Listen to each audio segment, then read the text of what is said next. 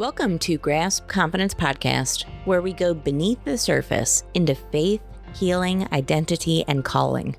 I'm your host, Tara LaFon Gooch, award-winning keynote speaker, 3-time best-selling author, TEDx speaker, and coach. This is not surface-level self-help. This is freedom. Let's dive in.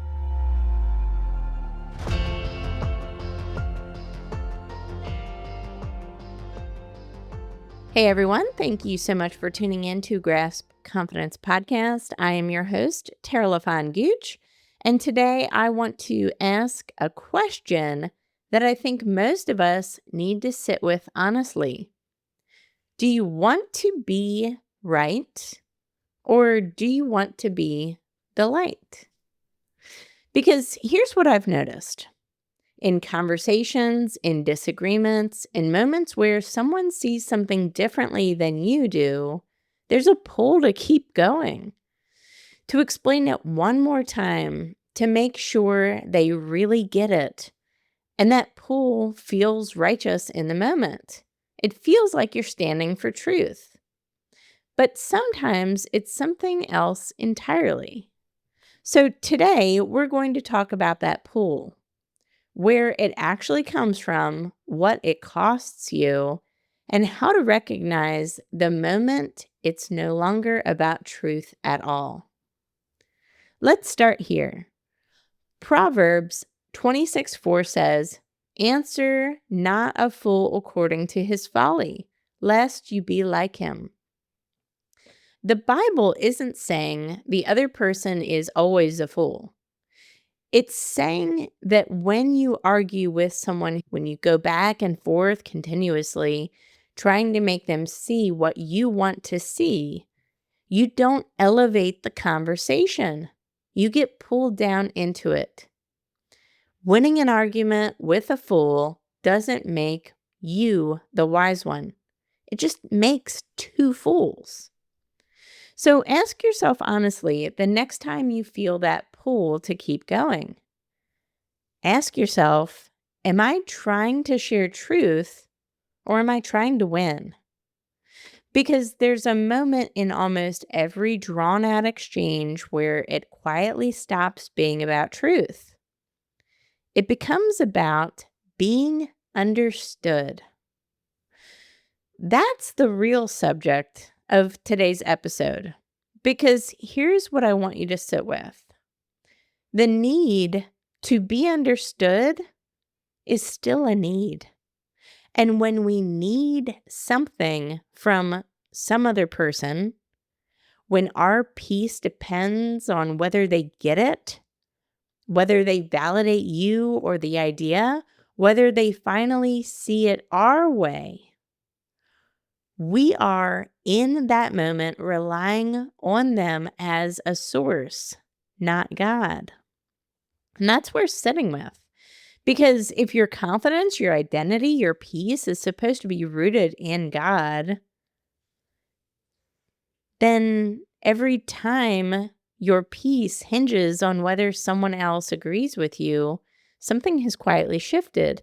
God is no longer the source in that moment. The other person is. And most of the time, we don't even notice it's happening until much later. Later in the day, ruminating continuously about a conversation. So let's talk about what's actually happening underneath that pull to keep responding. Because I think this shows up in a lot of ways, way beyond comment sections on Instagram, in friendships and marriage, in client conversations, in family group chats. When you feel like you have to be right, you are losing capacity. When you feel like you have to be understood, you are also losing capacity. Now, you might be thinking, capacity for what? Well, for everything. For peace, for presence, for actually being useful in that moment to the people in front of you instead of pouring everything into convincing someone often who has already made up their mind. Think about what that loop actually costs you. It costs you your time, sometimes hours, replaying a conversation that's already over. It costs you peace. Your body doesn't fully know the difference between a real threat and a perceived one. And it costs you presence because while you're mentally drafting your next reply to someone who isn't even in the same room with you, most likely online, you're not fully available to the people who actually are in the room with you. Are you ready to do the deep work? Whether you're looking for a speaker for your next event, private one-on-one coaching, or you're ready to build your brand as a thought leader, I would love to work with you. Visit terralafangooch.com to book me to speak or inquire about coaching. And to build your thought leadership brand, visit bestbranding.solutions. Let's get to work. Philippians 4:19 says, "My God shall supply all our needs to his riches in glory." All your need. Not most of it, not just the easy, obvious ones like provision and safety, the quiet ones too. The need to be seen, the need to be validated, the need to be understood. If God is supplying all of that, then every time we go looking for it from another person instead, we're functionally saying, God, I don't trust you enough here. I need this person to close the gap. That's a hard thing to admit, but naming it is the only way to actually repair it. Here's something else worth sitting with.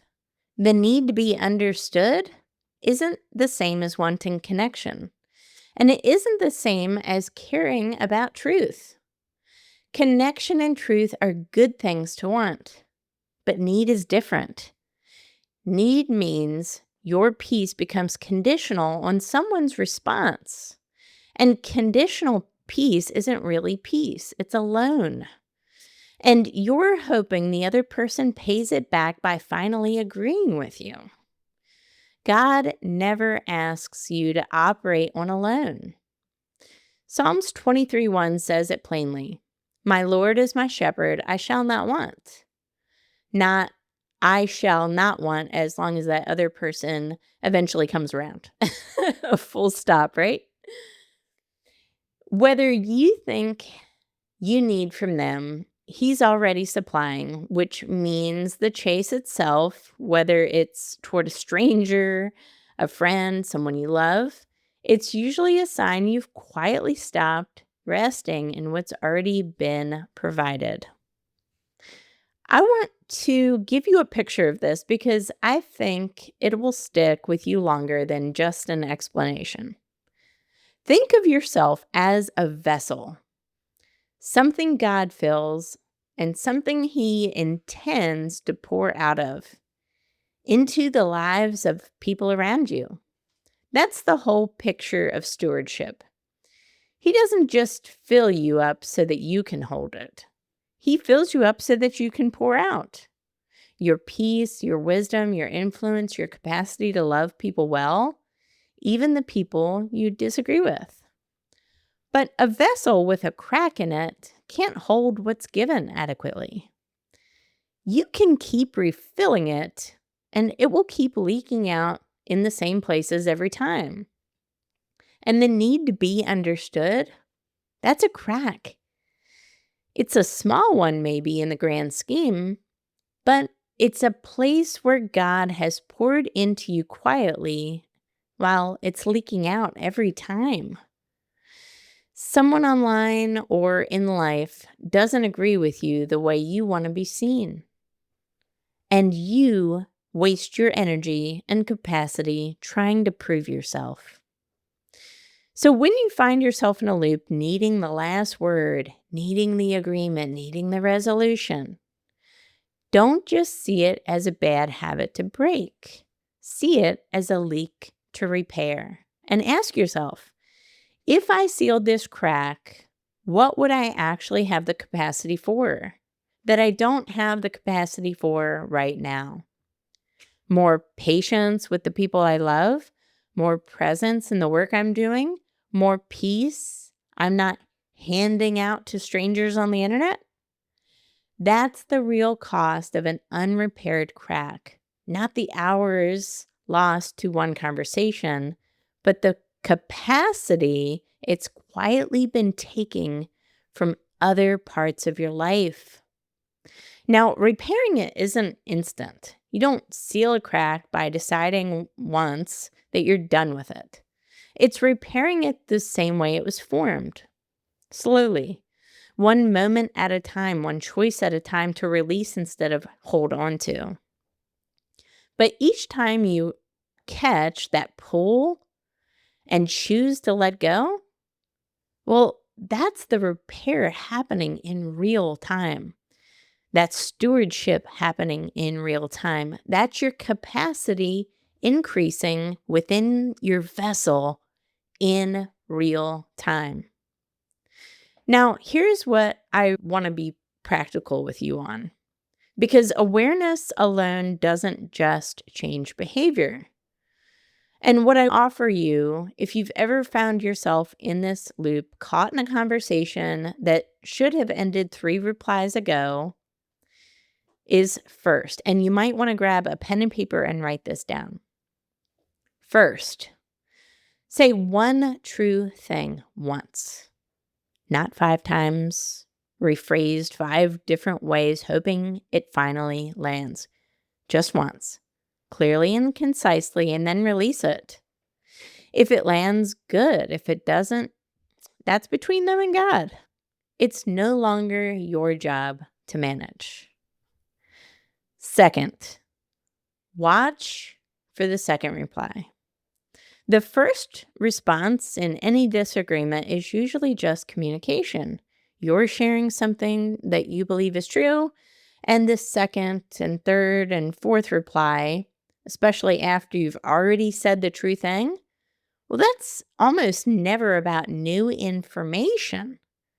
It's about the need to be understood, still running the show. Third, and this is the filter I want you to actually use. Ask yourself, would I still send this if I knew for certain they would never write back?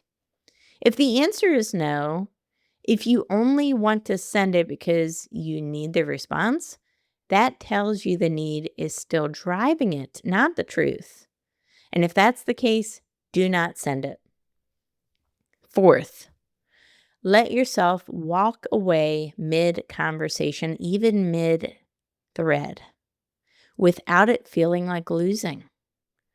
Walking away isn't admitting defeat. It's restraint. It's maturity. It's recognizing that the goal was never to win the exchange. It was to be the light in it. And sometimes being the light means you simply stop adding fuel to the fire. And fifth, give yourself a closing ritual, even a small one. When you decide to release something, actually mark that moment. Close the app, say the quick prayer, write one sentence in your notes. I said what was true. I'm releasing the rest to God. Doesn't that feel good? Doesn't that feel like freedom? That small act of closing the loop on purpose means more than it sounds. Without it, the conversation tends to stay open in our minds even after we've stopped typing. And here's the deeper principle underneath it all. You can never control what someone says or does to you. You can't control their tone, their assumptions, their willingness to actually hear you. That was never on the table. What you can control, and the only thing you can actually control ever, is your own response in any situation. Reactivity feels powerful in the moment. It feels like you're standing on your ground. But reactivity is actually weakness. It's limited. And it's not godly, because it hands your peace, your time, your energy over to whatever the other person just had to say. And you stop acting from your own center and start reacting to theirs. That is not strength. this is exactly the strategy the enemy wants to use on you. Not necessarily through grand temptation, through something smaller and more efficient. He wants you reactive. He wants you spinning your wheels in a conversation that's going nowhere. He wants believers fighting each other horizontally instead of pointing other people to Christ. He wants you reaching for external validation, for approval, for someone to finally understand you, because every minute you spend reaching, you're not resting with God. It's all a distraction, and distraction is the goal. It doesn't have to defeat you outright. If it can just keep you depleted, drained of energy, drained of peace, one small leak at a time. That's exactly how cracks work. It's rarely one dramatic blow that empties the vessel. It's slow, it's steady. And it's a leak, reacting instead of responding, or needing instead of resting. Here's a verse worth carrying with you. Psalms 62:1. Truly my soul finds rest in God, my salvation is in him. Rest, not vindication. Not the comment thread resolving in your favor, but rest in God, regardless of whether the other person ever comes around to what you're saying. And if you look in Galatians 1:10, it's really the gut check that I would ask you to sit with as well. For am I now seeking the favor of man or God? If I were still trying to please a person, I would not be a servant of God. That's strong language, but it's accurate. Every time you chase being understood by someone who isn't trying to understand you, you are in that moment serving the wrong audience. So if you're walking away from this episode with one thing today, let it be this. You do not need to be right. You do not need to be understood. You need to be the light, and the light doesn't argue its way into being seen. It just shines. And people either notice it or they don't. And either way, keep shining. That's the version of confidence I want for you. Not confidence that needs a stranger's agreement to hold steady, but confidence that's already resting in God as the source, not someone else, not their energy, none of it. And remember the vessel every time you catch that crack, that pull to be understood, that need from other people. And choose to release instead of hold on to. Remember, you are not just calming yourself down in that moment, you're repairing something. You're building the kind of capacity that God can actually trust with more, because it holds what he pours in instead of leaking it out the first time someone disagrees with you. You can't control what anyone says or does to you. You never could, but you can control your own response every single time. And every time you choose response over reactivity, you're sealing the crack instead of widening it. Before we close, I want to leave you with something to actually do this week, not just think about. The next time you feel that pull, that need to respond, reply again to clarify one more time to make sure they get it, pause and ask yourself that filter question out loud. Would I still send this if I knew for certain they wouldn't write back? Let that be your test. And let it be the moment you choose to be the light instead of needing to be right. That's it for today's episode. If this met you somewhere in your life, in your journey, if you've got your own version of a conversation that you could not let go of, I would love to hear about how you chose to be the light instead of be right and how that changed your life. Send me a message, leave a review on Apple, and tell me what stuck with this episode. Until next time, keep choosing gratitude and stewarding what God has entrusted in you. Let your light do the talking. See you next time. If this episode resonated with you, I have one simple ask. Head over to Apple Podcast and leave a review with your favorite takeaway from today's episode. It takes less than a minute, and it will help this message reach the people who need to hear it the most. If you're ready to build your brand as a thought leader, visit my company's website, bestbranding.solutions, to learn how we can work together. And if you're looking for a speaker for your next event or conference, I would love to bring this message to your audience. Book me at terralafangooch.com. Until next time, stop leading from an open wound and start leading from a healed one. Reach for what God promised before the world told you you weren't enough.